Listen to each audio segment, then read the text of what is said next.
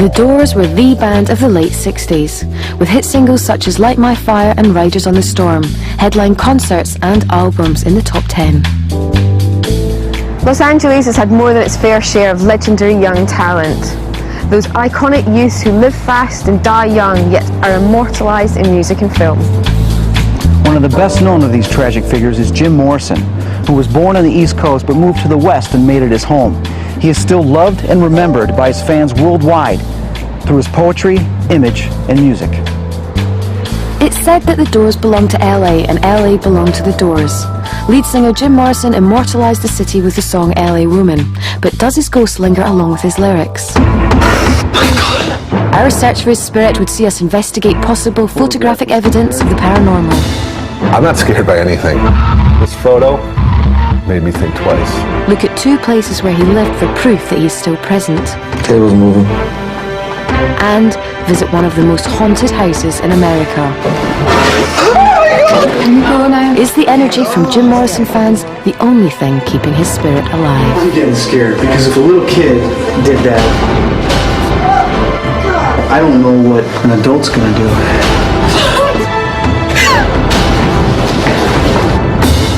That was cool.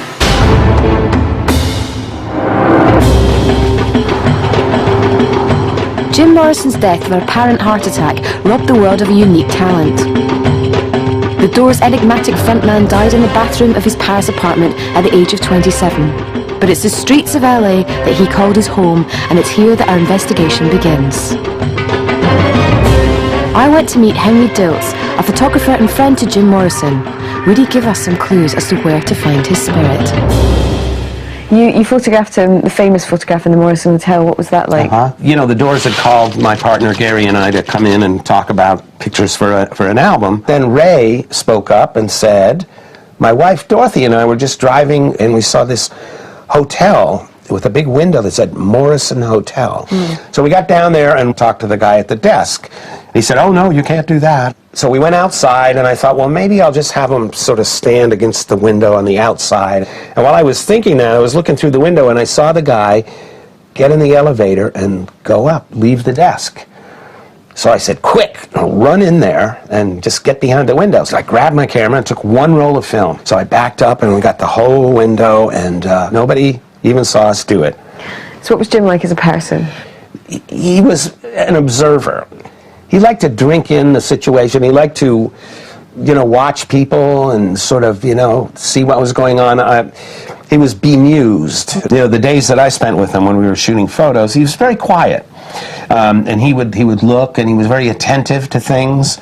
And if you'd talk to him, I mean, he'd kind of smile and, you know, little smile and nod his head. We're looking for Jim's spirit. Where do you think we would best find it?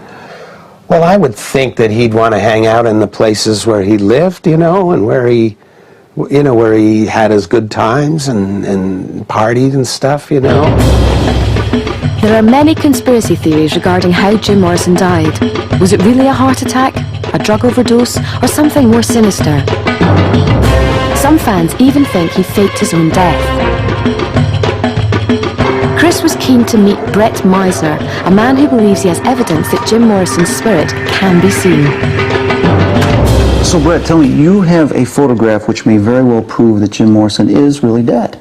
That is correct. I was at Jim's grave in Paris. I decided, you know, I'll take a photograph. There's a lot of crowds there, and I asked one of them to snap a picture. Thought nothing of it. Brought it back. Years later, my assistant pointed out, if you look in this photo to my right as you're looking at it, you see something there. It is the image of a man who appears to be wearing pants, perhaps leather pants. It surprised me. I got goosebumps when it sank in as to what I was looking at. I'm not scared by anything. This photo made me think twice. You know, Brett, I've seen actually a lot of photographs before of ghosts and stuff like that, and I've got to tell you, This is pretty good. Now, do you think that Jim Morrison was a spiritual person at all? Jim's whole career, his life was all about spirituality, driven by an incident that happened to him when he was a young child, driving with his family. A truckload of Navajo Indians hit head-on with another truck, and a young Jim Morrison, 5 or 6 years old, was passing by and saw this terrible accident. And in that transformation, in seeing that, Jim said his life was ever changed. He felt from that day forward, the spirit of the Indian had become one with Jim's spirit. Who or what was this that had appeared beside Jim Morrison's grave? A shadow? A trick of the light? But it looks very much like the form of a man, and a man who looks very much like Jim. Jim's own avid interest in the paranormal, combined with the evidence of the photograph, was encouraging. It was time for our investigation to move on. Jim had had many homes in LA, from the hippie hangout of Laurel Canyon to the communes of Venice Beach to the seedy motels of Santa Monica Boulevard. For the first time in the course of our investigations, we had been granted exclusive access to one of these homes. 8216 Norton Avenue was the last home he had before the fateful move to France. I went to interview landlady Sherry Woods, while Chris went to talk to the tenants. Would the ghost of Jim still remain within the walls of this building?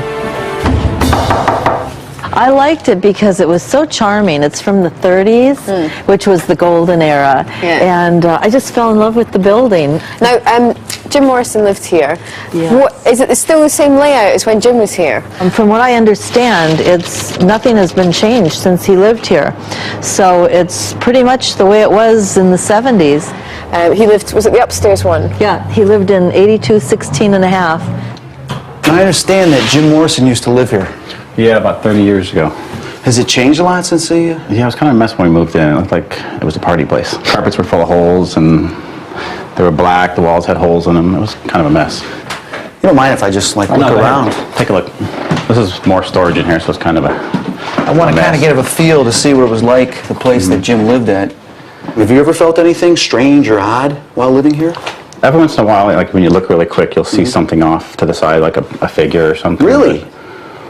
But, What do you think of that? It's normal for me. You see figures a lot? Yeah, sometimes. Sometimes. Really? We got to talk about that. That's interesting. Did Jim leave his mark in any way on the building? Oh, well, you know, he used to park his car right back here in the first spot. And so I guess he drank a lot. And when he would back out of the driveway here, he would hit the wall there. And those black skid marks that you can see along the wall were made from his There's a car lot when of he them. would zoom backwards and hit the wall. Oh, I see. And who had the other apartment blocks while he was here?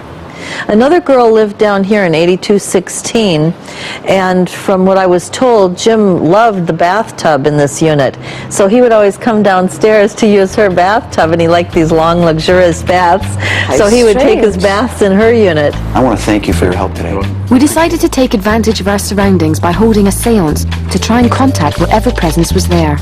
So we're going to have a seance in Jim's old apartment, which is just here. What is a seance? A seance is actually a bunch of people that get together and have a communication circle. They try to contact the other side and ask them questions.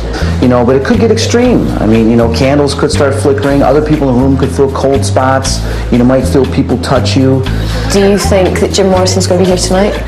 I can only hope so. Our main focus is try to get Jim Morrison. Since I've been here, when I talk to this gentleman that lives in this apartment, there's something else here. He sees something. And who have you invited along to tonight's seance?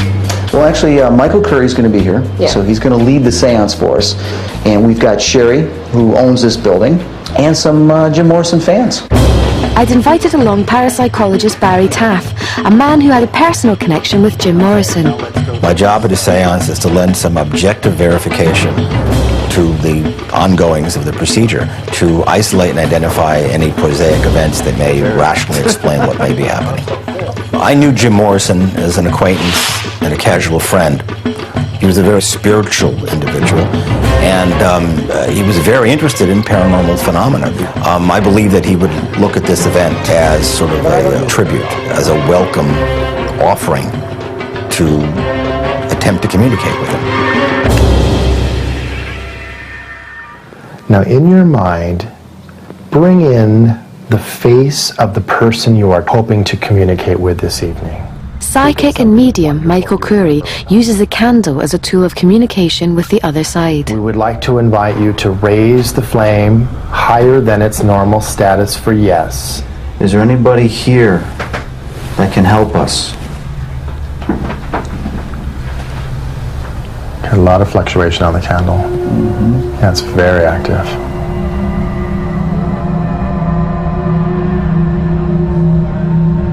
Is there a spirit here that is not happy that we're here doing this seance?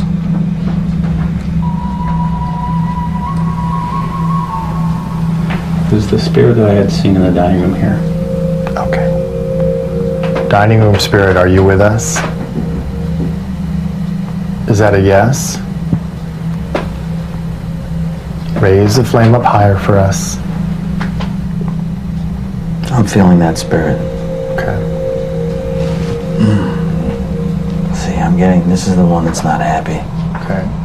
It appeared that a spirit was trying to enter Chris. Could it have been Jim Morrison or the anonymous figure that the tenants had seen on previous occasions? Something like, this is my place.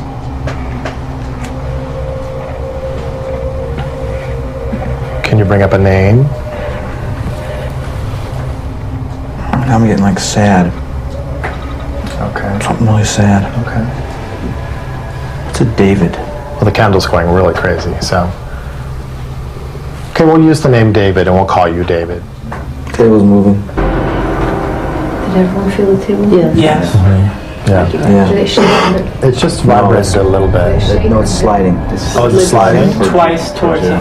Oh, it did? Yeah, Oh, it's sliding. okay. Sliding. It's sliding across the floor. Like someone's Moving. pushing it. It's still moving right now. Yeah. There's a vibration to it. Interestingly, although you couldn't see the table moving, you could feel its vibrations. It's still moving now. Okay, let's stay focused now. Let's stay focused. Spirit, do you also hang Whilst it out appeared that perhaps in the Jim front? wasn't with us, some kind of energy was about to make its presence felt. It's getting very cold in here. Do you notice that, Chris? Yeah, I just feel something to my left side. Okay. I feel it on my right Yeah, arm. I do. I feel it on my right too. Man. I just felt somebody behind me, like a presence behind me. Okay. Do you think it's him? Was this the dark figure the tenant had seen in his apartment? Just try to, in your mind, close your eyes. What are you getting, Chris? I'm just feeling something. Okay. What are you getting? Describe it to us. I don't know, I think it's trying to get into me. Okay, don't let it go through you. However hard Chris tried to contact Jim, it seemed that this other figure, which Chris sensed was called David, was trying to block any other spirits out. Whilst Jim was unable to come through for us, another energy closely associated to him did. I'm feeling like there's a dog or a cat under the table. He had a dog. Oh, okay. Because it seems like it's like underneath my feet, like it sort of wants to get in on the circle. Jim, is your dog with us? No. Oh Is my that God. a trip? That's very interesting. To hear a dog barking after I asked that question. know it. Coincidence? That's Lucy or Ricky. But the dog hasn't barked. Jim kept a pet at the apartment. Was this a sign from the spirit of his dog? Jim, is your dog with us? No. Oh Is my that a God. trip? That's very interesting. Chris alleged that the spirit in contact with him was a tenant of the building before Jim. Chris felt that this spirit was still trapped there. I'm gonna ask my spirit guides to guide him towards the light, show him the light. Chris maintained that this energy would need help moving to the other side. Make him not be afraid of the light and go to it. All his happiness and all his questions will be answered on the other side. It is his time. Jim Morrison may not have come through for Chris, but he was not disappointed. He felt he'd been drawn to the place by another energy who needed him more. Chris alleged that his job was to free the saddened dark ghost that was still trapped in the apartment. I was still skeptical, unconvinced. I wasn't really sure where the investigation could go from here. Little did I know that our search for the spirit of Jim Morrison was about to lead us to one of the most haunted houses in America. And a night that I would never forget. Can you go now? I swear to God, something just pushed my hand. Did you see it? Yes.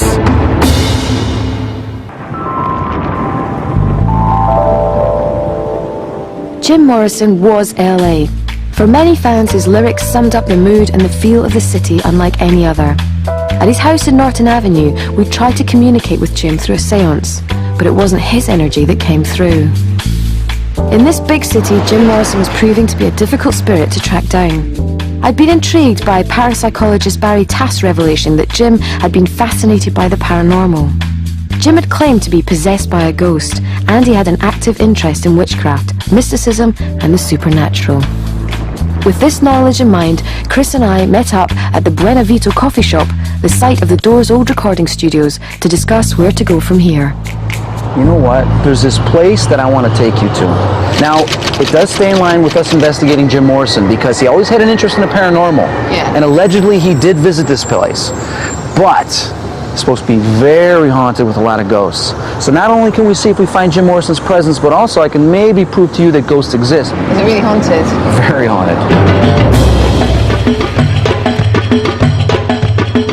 The Whaley House is listed by the United States government as a genuine haunted location. Built on the site of the early public gallows, the house was home to the Whaley family, most of whom died in tragic circumstances. It's now a museum, and thousands of visitors come every year to see if they can experience the unexplainable. It's also said that Jim Morrison came here on a number of occasions, so perhaps our mutual interest in the paranormal would bring us all together. So this is it, the Whaley House. What's so special about the Whaley House? Thomas Whaley built this in 1856, and allegedly they're supposed to haunt this with his entire family. You know, it was also a courthouse, and Yankee Jim was hung here, and they say he still haunts the place with loud footsteps on the roof. Oh, you bring me to all the best places. We're going to get some proof here. I'm sure we are. Whaley House museum guide Robin Sweeten was there to show us round. First stop was the courtroom. This room is sometimes called the most haunted room in the house. People have been reporting that there's a little boy in here and he likes to stay in here and play around. And oftentimes the light fixture, the up above there, will move of its own volition. It will either swing side to side in a controlled swing. Sometimes it will go in a circular motion. So they're in here, moving about.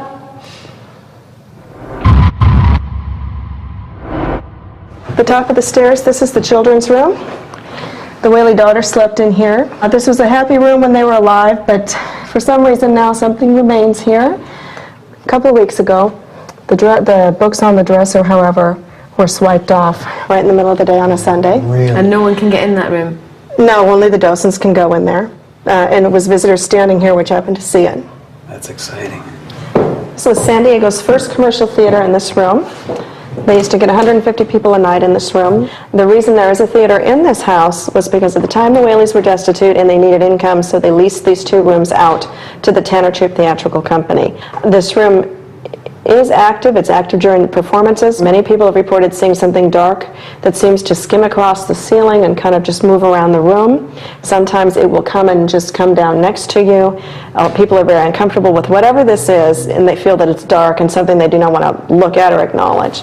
So they're not going to like the fact that we're here then? Oh no, they're not happy. They might be very quiet and watching us, but they're not happy.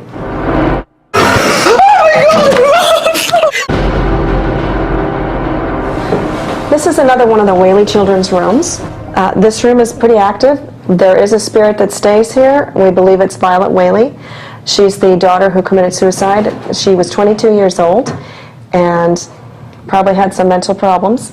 Oftentimes, people feel a very definite sense of depression when they walk in here. Their heart sinks, they feel sad, they don't want to be in here. I could understand that, even though I wanted to continue investigating. I just couldn't stay. Do you want to leave this room? All right, let's go. I'll come back in this room later. I don't want to be here right now. This is the master bedroom. This was Mr. and Mrs. Whaley's bedroom. This room is active, tends to be a male in here most of the time. I've never sensed a female in here really. In the summer, at about 7:15 p.m., I witnessed this room full of a white fog.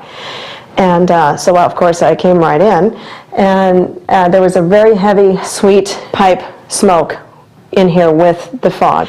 That curtain frequently will blow out into the room by itself, as if somebody has just breezed right on through, and there's no draft, there's no windows open, there's nothing. Well, I mean, if we stay here, do you think we'll see something? That's anybody's guess. Do you want to join us this evening? I'd love to. Do you want to stay in that outfit, or do you want to get into something more I'd rather be comfortable? more comfortable. This is not super comfortable. Well, why don't you get changed and we'll get ready and do this all in the dark. Okay. Great. Come out and play. I could see why Jim Morrison was interested in this place. It was already getting dark, and as we made our way back along the corridor, we spotted what appeared to be a child's fingerprints in the If dust. you have a stain on a window, or if you have dust, sometimes ghosts will write their names or write something, or they'll put their hand or footprints on them. Nobody's been in there lately. No. It seems like, because if you look at it, the way it goes out, its pressure is applied, as if it's like lifting up. But that's great. Why were they there? And had they been watching us? That's very freaky.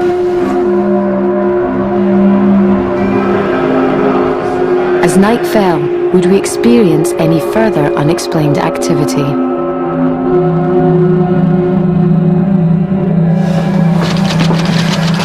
After you, my dear. After you. Okay. Inch before you. With noticing the strange fingerprints in the child's room, it was a logical place to start. Why don't both of you go out there? Just because only one person there, because I think too many might be scaring me away. Okay. Chris felt he'd be able to pick up more if he was alone. See any barbs flying around, you know? No.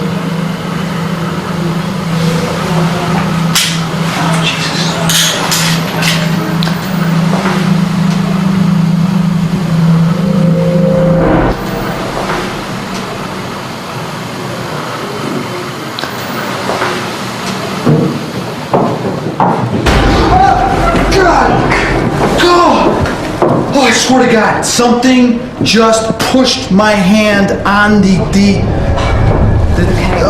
okay. It scared me more than anything. Was this one of the Whaley children unhappy with us in their bedroom? God!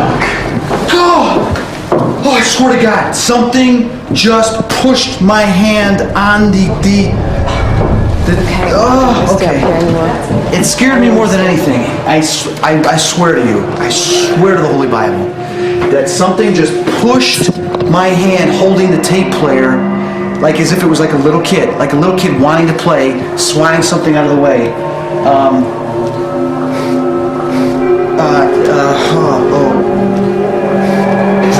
Can we go now? I started to feel very uneasy in this house. Strange things were happening. That was cool.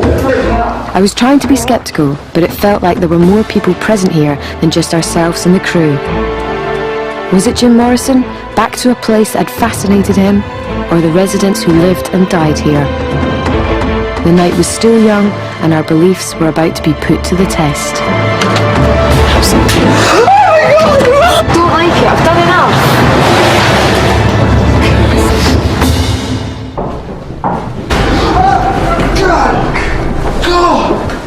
Oh, I swear to God, Our investigation to find Jim Morrison's ghost had taken a disturbing turn. We hadn't had contact with him yet, so Chris had taken me to one of the most haunted locations in America, the Whaley House. We wanted to see if Jim's spirit haunted the place he allegedly liked to visit, but also to find evidence that paranormal activity existed. Unexplained events were occurring at a rapid rate, but things were about to get worse. I'm getting scared, because if a little kid did that, I don't know what an adult's gonna do. I took Robin, the Whaley House guide, to investigate the main bedroom. This is where she claimed to have experienced contact with the ghost of Mr. Whaley. Well, I thought the code's gone here.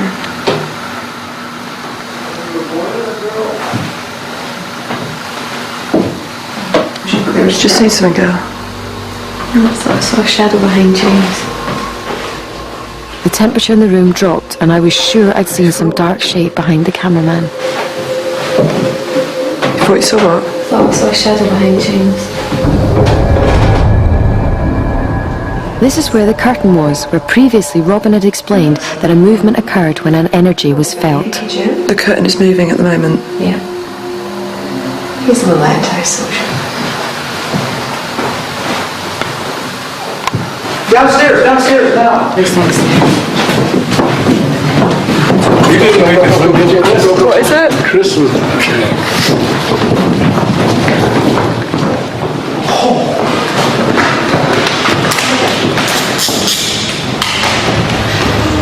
Keep it going, keep it going. Keep it going. Whilst everyone had been upstairs, one remaining crew member was on the ground floor and had noticed that the chandelier in the courtroom was moving on its own. No one had been in that room for at least an hour. There's no room above it, so foot pressure could not have caused the light to swing. This is apparently a very common occurrence in the house. It's allegedly the spirit of a small boy who haunts the courtroom and likes to play tricks. I'm not kidding. Where do you want to Chris's go? excitement increased as I rapidly became more nervous. God, it's cold.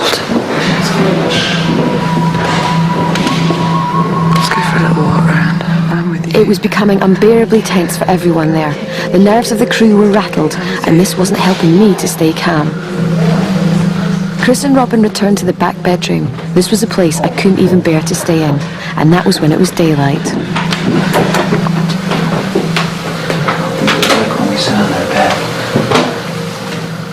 I waited outside.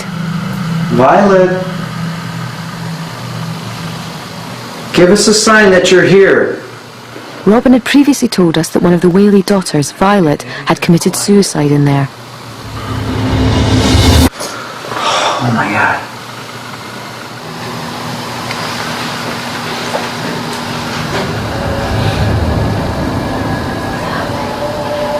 Violet.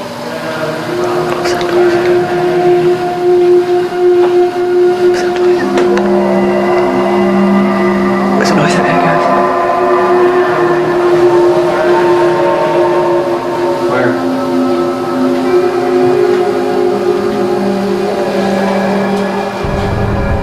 Looking back at the footage, we notice what appears to be a dark figure at the top of the stairs. Nobody noticed this at the time. In fact, my torch skims the top of what looks like a head. Although I didn't see the shape at the time, I did sense someone or something there. What had we caught? Had somebody crept into the house to see how the filming was going? Or had we caught on camera the outline of a ghost?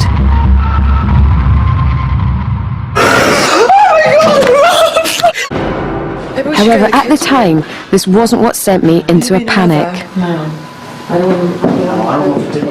I thought that I'd noticed some lights, although we didn't pick anything up on film. I decided to leave the area. Should we go in there? I hate when these shadows move, especially with a torch. I think this place is definitely haunted, and I'm not happy in the slightest. Nothing's been really horrible, but I'm the noises, and I'm freezing cold, and I'm actually scaring myself with shadows. I'm sure I've seen something. What was it you thought you saw? It was like little Tinkerbell type lights, and they just went right past my face, and I just thought I saw them out there again. Like maybe we're getting followed. No, I don't like it. I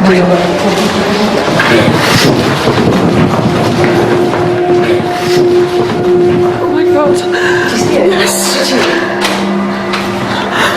Did you really see it? Did you? They were following us, weren't they? Wait, yeah, I'm not going to. I'm gonna ask them what happened. I'm gonna go ask them what happened. I heard them scream downstairs. What happened? It's like it's following me. Come on! No, honestly, I'm done. You stay right by me. No, Stay I right by promise me. you, I don't like it. I don't like it. I've done enough.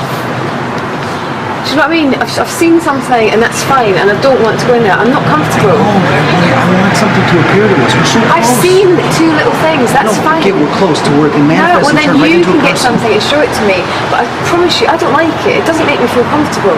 I don't like the fact that it's Well, children. I gotta do this. That's fine. You go and gotta do what. Alright, well, I'm not leaving this place till I see I'm something. definitely leaving this place. Bye, everyone.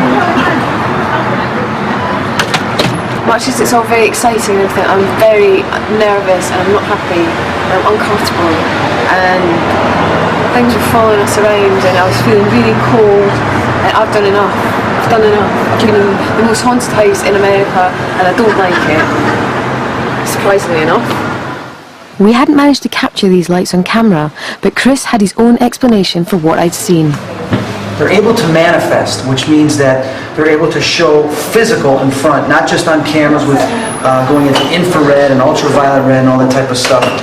They're able to get into the light spectrum that we can see, which means that they're very powerful. They've learned how to do that. Now, there's been a lot of sightings with seeing them physically.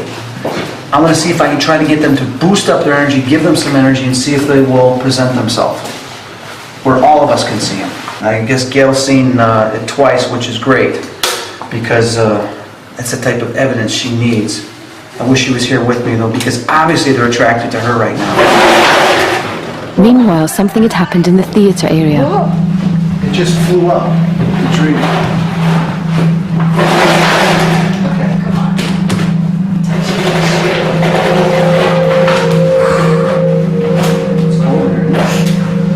Is anybody in here?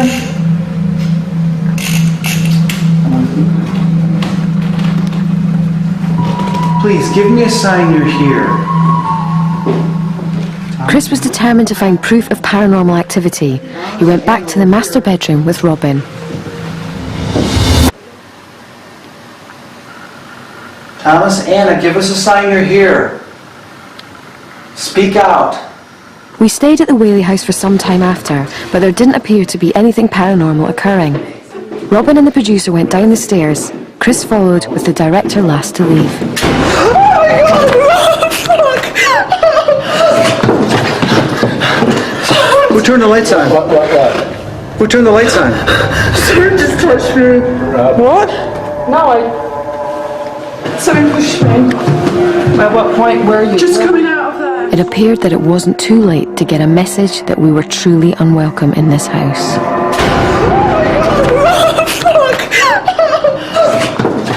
The director claims to have been pushed from the top of the stairs at the exact time the flash from Chris's camera went off. Chris took a picture of it at that time. When you examine the shot, you can see in the glass reflection, at the exact time she was pushed, that there is no figure behind her. Could she have been startled by the flash and stumbled, or was somebody or something trying to get rid of us as quickly as possible? Oh my God! Fuck! You go take a shot. No way. Soon after this incident, Chris took a picture looking up the stairs. On closer inspection, there is what appears to be a figure looking straight down at us. What could this be? A shadow from the furniture? A trick of the light? Or could it be an apparition of the energy that pushed the director down the stairs? I saw a shadow behind James.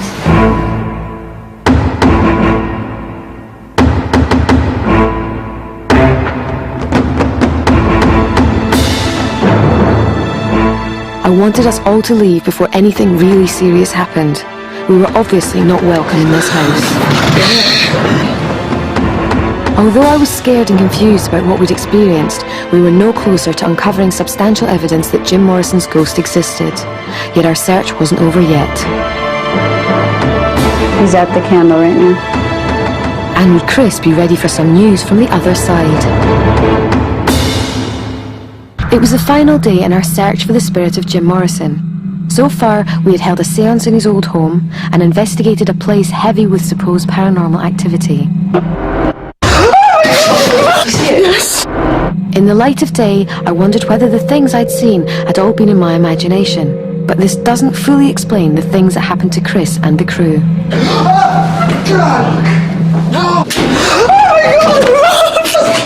We still had no substantial proof that Jim Morrison's spirit existed, but there was one more place we were going to investigate. I arranged to meet Chris outside a motel in Los Angeles. Jim Morrison had lived here for 2 years at the height of the Doors' success. It is still exactly how it was in Jim's day. It has become a shrine for his fans who travel from all over the world to be closer to their icon. Would this be the place where Jim felt most comfortable? Well, let's go in. Oh, wicked. Oh, this is a bit weird, isn't it? Crikey. Obviously, a lot of fans have been here. Well, he's right about one thing. Definitely his spirit's got to be here with all the fans coming here. Do you think? Yeah. Here you go. Jim's soul is here. Corpse lies in Paris. Strange place to stay. Yeah. Almost like keeping it real. You know, there should be a lot of energy here, though. I've got a weird feeling more over towards this wall. Okay, he fell into the wall here. I feel that when he was coming back and he was stumbling over here, he fell into the wall, collapsed, kind of sat for there a minute, got his moments up, thought about a few things, and then just realized the bed's right there and just collapsed right into the bed, crawled right over to it. Yeah, his spirit's here. Since we're doing an investigation, I want to use all the different tools that are out there to show you so you become familiar with them. Okay. So I was thinking we'd have a woman come over here, do some tarot reading, and see if she picks up anything about Jim Morrison. Does that mean that I can ask her questions that I'd want to ask to Jim? Yeah, we both could. We can both ask questions. She might even pick up on some things about you, maybe your future, and even mine. So you can get something else out of it. Okay. I think I'll stick with Jim, not me. Okay. My name is Carla Barron, and I'm a clairaudient, clairvoyant, and clairsentient. And I started reading people about 20 years or so ago. It helps quite a bit to do a tarot reading in the actual location where they've spent quite a bit of time, especially during the later part of their life. This is easier for me just because they're comfortable there. It's more for their comfort level than for mine. Hi, Carla. Hi, Chris. Hi. Thanks for meeting us here. I appreciate it. Oh my God. This is the place I was telling you about. This is great energy in here. You know what? I think he would like to be surrounded by words. I think words were his favorite thing of all. And I think he would have no problem whatsoever. And you didn't tell me about the words. I know. I think we'll set up over on this table over here, okay? And what the cards will do is actually just tap into certain specific details that you might want to know. This is way beyond yes and no. This is tapping into his essence. So I can ask you quite detailed questions. I am a direct intuitive, so we're going to go directly to Jim himself and see if he'll talk to us.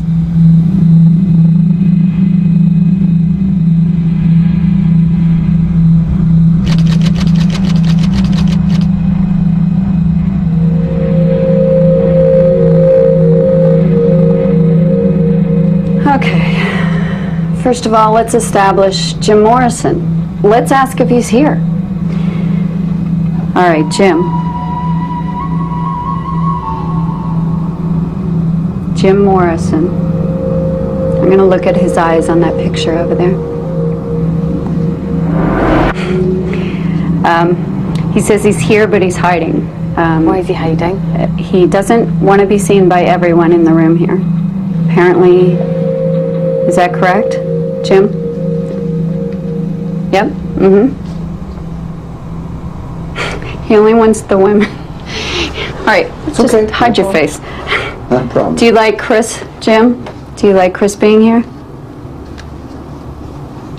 He said your ego is competing with him and it's detracting from him. Don't worry, So, Jim. This is your show. yeah, okay. I'll sit and watch. So he's basically in awe of you, Jim. He really is in awe of your talents and what you have. Was he happy in this room? Okay. Tarot readings are done by the random shuffling of a deck of cards. Each card represents a god, an image of existence, and a set of feelings and ideas. Carla was using the cards as a way of interpreting any messages from Jim. He felt like Lord and Master here. He felt like he was in the vortex of this energy here in Los Angeles. He felt like it was more in the smaller little cubby holes, you know, the little spaces where he could capture his intensity and he could write, and he could be with himself. He felt better writing in a situation like this than he did out in the real world and having to interact with other people. Do you know how he died? Okay. This indicates the stress with, I believe it was Pamela, who was living with him at the time. The stress from that relationship and trying to be responsible to that relationship contributed quite a bit to his death, he's telling me. And I think he inflicted pain upon himself as a sense of cruelty begets cruelty, you know, and he felt that people were cruel to him in some ways, that they wouldn't let him be himself. And I don't think it was so much a heart problem, and I don't think it was an interaction with the heart or an artery itself. I think what happened was he died of exhaustion. I think he was exhausted being Jim. Jim, are we offending you? He's at the candle right now. It was weird. I got pulled to this, like, right here.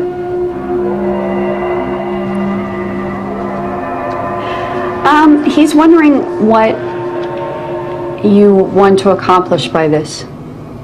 As far as what we're doing for this show? For this show, and why are we seated here? What's the deal? He wants to know. Okay, well, we're doing a show because we are trying to figure out if spirits do live on. It's us being nosy. Okay. It's us being nosy.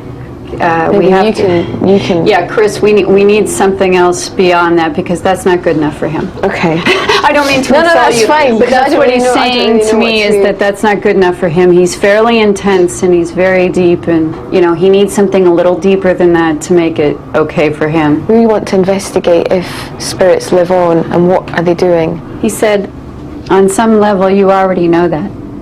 You already know that they live on, and you've had. Actually, you've had an experience, he said, when you were younger, where you communicated with someone. You already know this answer.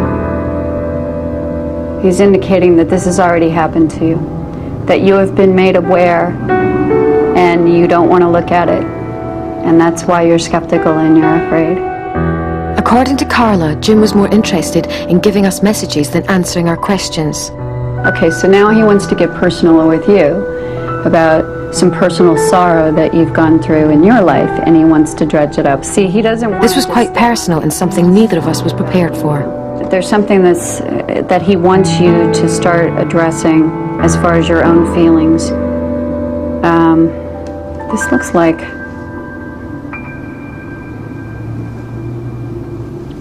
You know, it's weird. It's almost like with you, it's almost on a father figure thing then. Because I'm getting, for what he's telling me, you feel that you've never been accepted even one day as yourself by the father figure. And he's indicating that this is something that he felt and he identifies with you, and as long as you're okay and truthful with yourself with that, he's fine with you. Like he can have a camaraderie, you know, and he can deal with that. Yeah, that's really deep for me. Yeah. I couldn't identify with what Carla told me, but Chris later confessed that there was a lot of truth in Jim's message to him. Thank you, Jim. It was an honor meeting you, Jim. Thank you for letting me come. He just said something I can't say.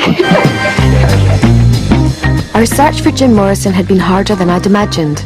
He had allegedly communicated to us through Carla, but was more interested in us than he was in answering questions about himself. We'd become the subjects, and he was doing the investigating. Perhaps this summed up his whole character. He wasn't a conceited man, he was a listener and an observer, and even on the other side, these characteristics still live on.